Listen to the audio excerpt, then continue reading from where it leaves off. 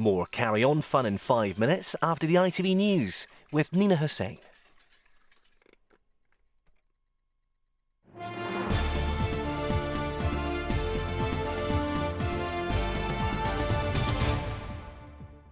Good afternoon. David Cameron says Britain is heading in the right direction as the new year approaches.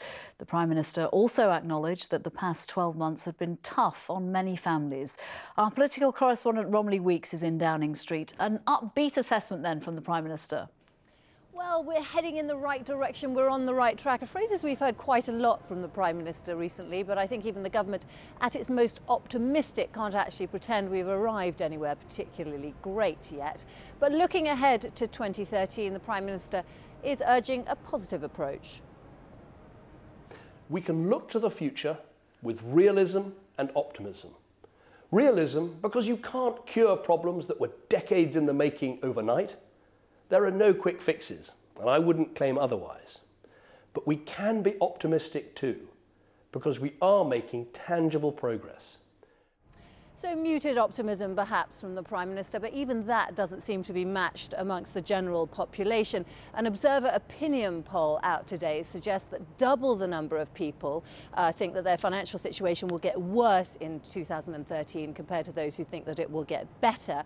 And the poll doesn't make very good reading for the coalition either, with Labour surging well ahead of the Conservatives and UKIP surging well ahead of the Lib Dems on 15%, which is all going to make Mr Cameron's much promised speech on Europe, #1 on his 2013 to-do list, all that more interesting.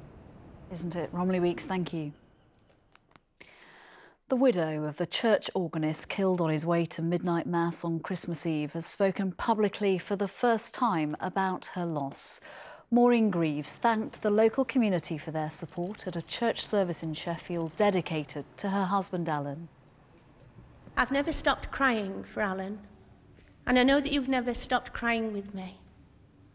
I've grieved over the evil that's been done, and I know that you too have grieved over the evil that has been done.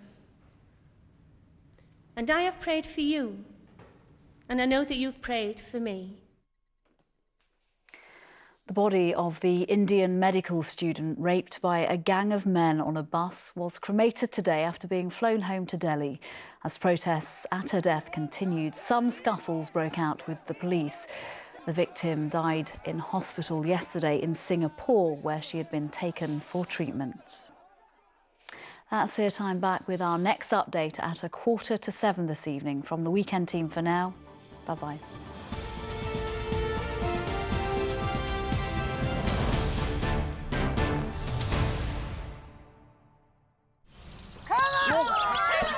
Here in Sevenoaks, we're not shy of a bit of heat. Game on.